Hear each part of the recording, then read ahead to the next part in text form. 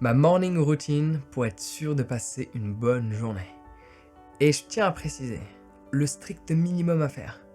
Ma routine, je te l'ai déjà partagée il n'y a pas si longtemps que ça, elle a changé, elle évolue au cours du temps en fonction des pays dans lesquels je vis, ma routine n'est pas la même. Mais là, j'ai envie de te partager le strict minimum à faire, le recommandé par le médecin, en l'occurrence moi, qui n'est pas médecin, hein, je tiens à préciser quand même, mais le strict minimum pour être sûr de passer une bonne journée.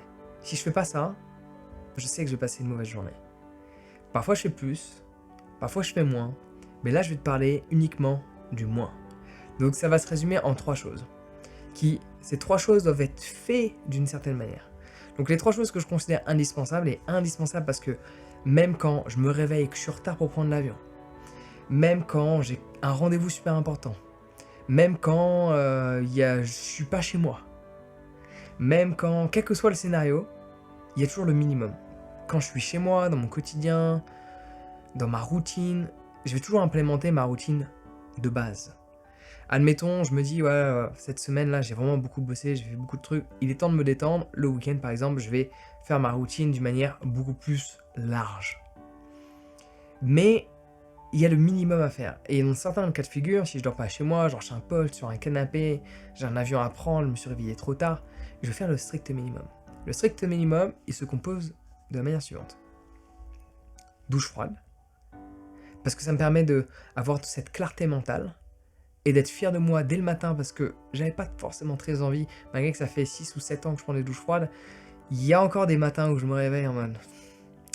Mais surtout les matins où je me réveille comme ça, tu sais les matins, quand je me réveille comme ça les matins, là j'ai encore plus envie de prendre une douche froide, parce que j'en ai encore moins envie. Je sais que c'est pareil confus, mais je t'assure que c'est un remède pour passer une bonne journée parce que je me réveille déjà avec en mode fatigué, la flemme, pas envie.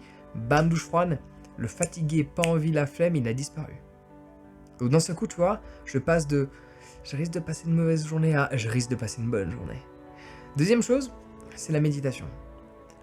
Dans ma routine de base, je vais faire du yoga, mais dans le strict minimum, je médite. Si je dois choisir entre la méditation et le yoga, je choisirai toujours la méditation.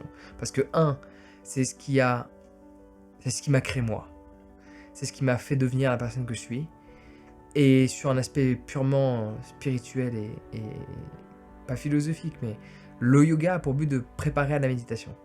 Donc le yoga de base, en Occident, est fait sur un seul axe, parce que les gens n'ont pas lu tous les bouquins qui ont fait émerger le yoga, mais le yoga a pour but de préparer à une méditation profonde. Et les gens font juste le yoga ou que la méditation. Donc il vaudrait mieux choisir que la méditation,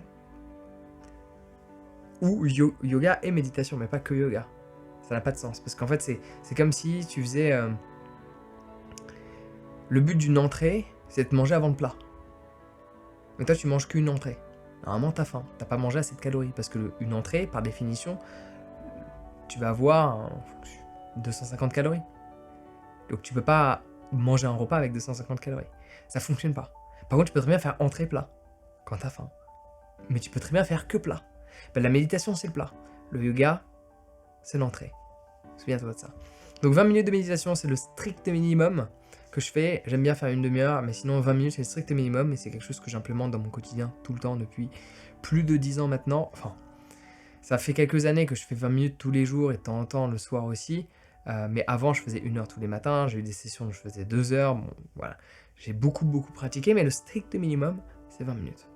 Troisième point, strict minimum dans ma routine de base, que je t'ai partagé, je lis 1 heure. Ces derniers mois, tous les matins, je lis 1 heure.